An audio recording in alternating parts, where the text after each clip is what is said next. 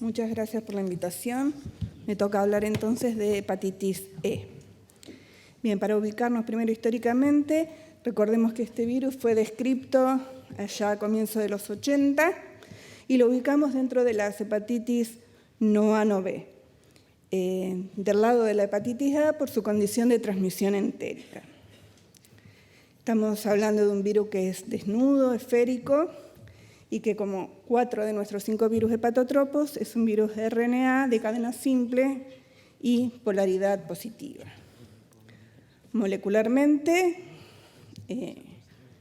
es un virus que codifica las proteínas no estructurales en el extremo 5', las proteínas estructurales en el extremo 3', y reconocemos en él 3 marcos de lectura abierta, que son los que usamos en el laboratorio para el diagnóstico molecular. En cuanto a la presentación clínica, tenemos, sumergidas, ocultas en el iceberg, la mayoría de las infecciones que son asintomáticas. En la punta del iceberg, las hepatitis que son sintomáticas, que en su mayoría se presentan como hepatitis autolimitadas, moderadas, pero en la puntita tenemos lo que seguramente más le preocupa a los médicos y a todos, que son las fallas hepáticas, las hepatitis fulminantes, que generalmente están descritas o se presentan cuando hay una patología de base. Bien, el perfil serológico coincide o es muy semejante al de otras hepatitis transmitidas por la misma vía, concretamente similar al de la hepatitis A, pero no tenemos que perder de vista que todos los tiempos son más cortos, la viremia es más corta, la excreción viral en heces es más corta, los tiempos de los anticuerpos de tipo IgM también. Por lo tanto, esto lo tenemos que tener muy en cuenta para apuntar el momento el momento adecuado para el diagnóstico, para poder hacer el diagnóstico. Así, esta diapo lo que nos muestra que entre la primera y la segunda semana del comienzo de los síntomas es cuando tenemos altas chances de poder encontrar en el laboratorio los marcadores de una hepatitis aguda. O sea que ese es el momento óptimo para hacer el diagnóstico. Ya al mes, prácticamente lo único que nos queda son los anticuerpos de tipo IgM. Recordar que es una enfermedad de notificación obligatoria, como todas las hepatitis virales. Esta es la ficha y el algoritmo que propone el sistema de vigilancia, que parte de sugerir el estudio de los anticuerpos de tipo IgM o los que se dispongan, y en caso de ser positiva, continuar los estudios con el RNA. En cuanto a la clasificación taxonómica del virus, en su corta historia ha ido sufriendo unos cuantos cambios. Hoy decimos que lo ubicamos en la familia Epeviridae, en la especie Ortoepeviridae, donde encontramos 4 genotipos del virus, 1, 2, 3 y 4, que infectan al hombre. De esos 4 hay 2, que son el genotipo 1 y el 2, que son exclusivamente humanos, y el genotipo 3 y el 4, que además de infectar al hombre, infectan también a algunos animales, fundamentalmente, pero no únicamente al cerdo. Por lo tanto, el virus de hepatitis, el único de los hepatotropos, que tiene un reservorio animal, no únicamente humano. Los patrones de circulación están con distribución geográfica claramente definidos. El de distribución más amplia es el genotipo 3, que es el que encontramos en los casos autóctonos en la Argentina hasta ahora. Bien, el mundo se divide en 2 zonas, de acuerdo a la endemicidad, a la forma en que se presenta esta infección. Hablamos de unas zonas de alta endemicidad, que son las que están en rojo en estas diapos. En esta diapo son zonas donde están descritos brotes transmitidos por agua, y la infección está confirmada en un número importante de las hepatitis agudas no A, no B. El resto del mundo, gran parte del resto del mundo, en amarillo acá, son las hoy llamadas zonas endémicas, que antes se llamaban de baja endemicidad y antes aún no endémicas, donde no existen brotes, no existe transmisión por agua. Lo que acá se ve blanquito son zonas en las que aún no hay información. Bien, entonces, estos dos patrones del que hablé, el que se da en los países en desarrollo o llamados también hiperendémicos, es claramente diferente de lo que se ve en los países desarrollados o industrializados o llamado patrón endémico. Algunas cosas para fijar importantes es que en los países en desarrollo, o sea, en las áreas hiperendémicas, circulan genotipo 1 y 2, el reservorio es únicamente humano, y en estas zonas es donde está descrita lo que seguramente a muchos han escuchado hablar y les preocupa, que es el tema de la alta mortalidad en embarazadas. O sea, la alta mortalidad en embarazadas está descrita únicamente en contextos donde circula genotipo 1 y 2 en zonas de alta pobreza y digamos, en países en desarrollo.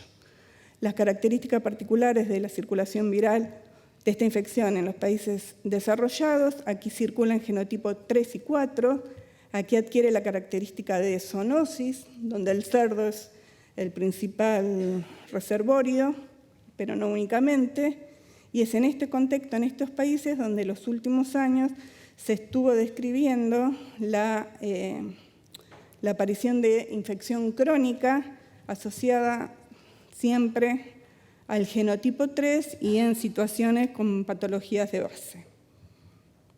Bien, entonces, modo de transmisión en países en desarrollo, esencialmente asociado a aguas contaminadas, pobreza, malas condiciones socioeconómicas. Y en los países en desarrollo, fundamentalmente el contagio es a través de los reservorios animales, ya sea por contacto directo con los animales o a través del consumo de animales, de vegetales, de frutas, de alimentos que estuvieran en contacto con aguas que contaminan estos animales, o por el consumo de alimentos mal cocidos. Y no se destaca otros posibles potenciales reservorios del virus que están constantemente en estudio. Bien, epidemiología de la hepatitis en el mundo. La prevalencia es realmente un mosaico muy complejo en el que entran numerosas variables, como por ejemplo la ubicación geográfica, la edad, el método de laboratorio, sexo, cohorte estudiada. Por ejemplo, esta es una diapositiva que resume muy bien toda la información que hay sobre la prevalencia de hepatitis E en el mundo.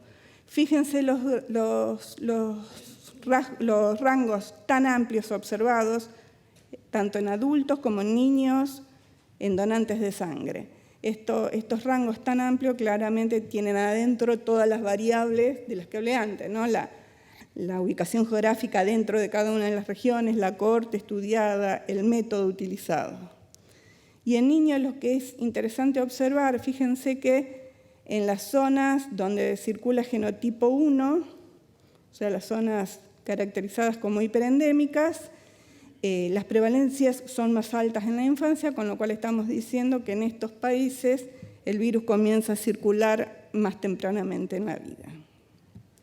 Bueno, por sexo, en realidad lo que está claro es que la infección sintomática se ve más en hombres adultos y en los estudios de cero prevalencia la información es bastante variada, pero en general la tendencia es que también es más prevalente en hombres. Bueno, en la Argentina se viene estudiando hepatitis C desde el comienzo, desde ya los 90, con los test disponibles en aquel momento. La prevalencia variaba sustancialmente con la población estudiada. Estos son estudios más recientes, ya con test de generaciones más nuevas. Me voy a detener un poquito en este último estudio, que es del año 2012.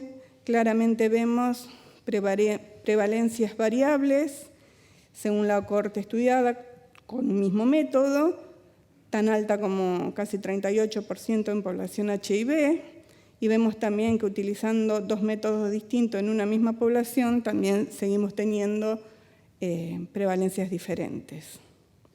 Casos agudos en nuestro laboratorio, entre el 2011 y el 2013 logramos identificar 9 casos, 8 de ellos eran adultos, y en todos encontramos el genotipo 3 en la identificación molecular.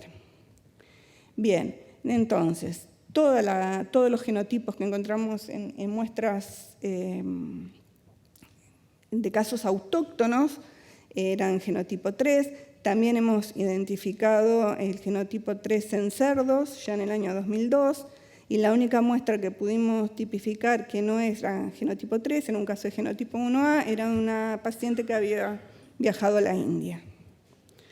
Bien, nos quedaba entonces tratar de encontrar la prevalencia a nivel nacional, no solamente en poblaciones atendidas, digamos, en capital o alrededores, y para ello entonces aprovechamos una seroteca que se generó con un estudio que se organizó desde nuestro laboratorio, que dimos en llamar las Semanas Nacionales de las Hepatitis Virales.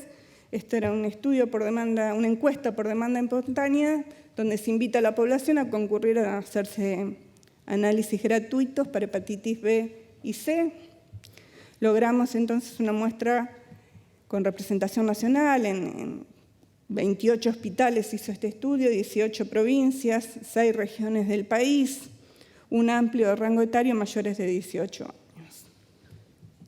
Bien, entonces sobre este marco muestral de casi 5.000 participantes, hicimos una selección de 900 muestras proporcional a la población del país en términos de región y de distribución etaria, mayores de 40 y menores de 40.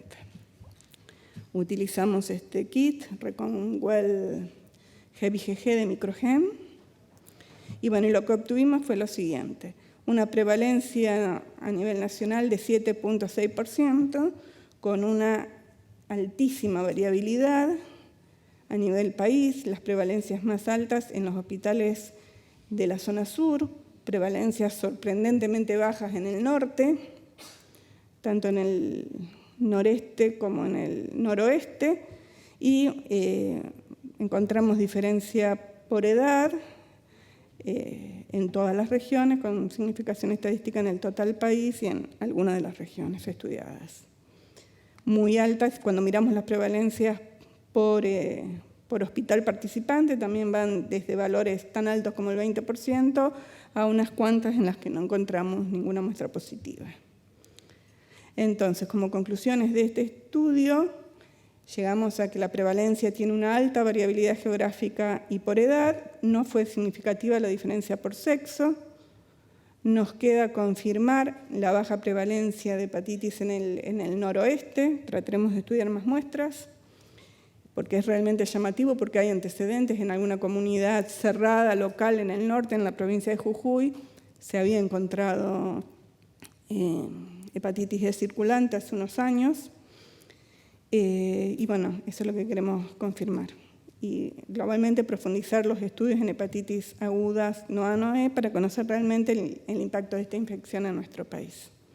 Y globalmente decimos, para concluir, que tenemos hepatitis E, tuvimos y tenemos hepatitis E en el país. Tenemos un perfil claramente que coincide con lo que se identifica en el mundo como la forma de transmisión en los países desarrollados, pero necesitamos seguir estudiando, sabemos que está subestudiada, así que bueno, los invitamos a que estén atentos y que todos los casos que les parezca que puedan tener, nos envíen las muestras. Gracias.